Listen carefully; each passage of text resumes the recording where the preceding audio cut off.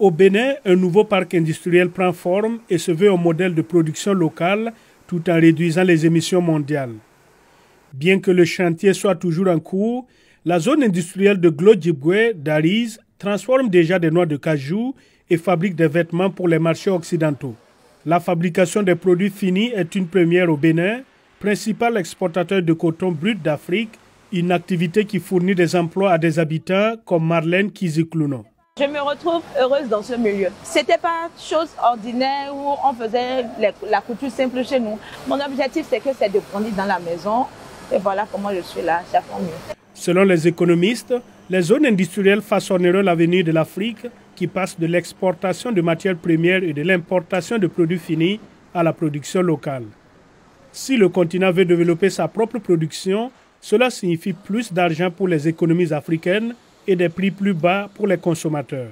Selon l'entreprise, transformer les matières premières localement est également bénéfique pour la planète. La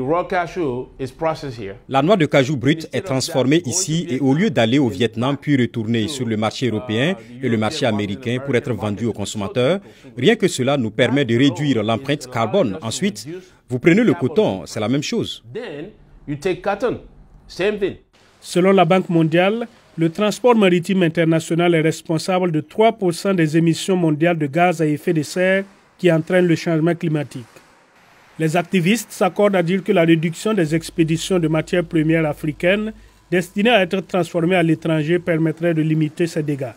Nous avons tendance à produire des matières premières dans un pays, à les transporter dans un autre pour les transformer, et puis à les expédier dans un troisième pays pour vendre le produit fini.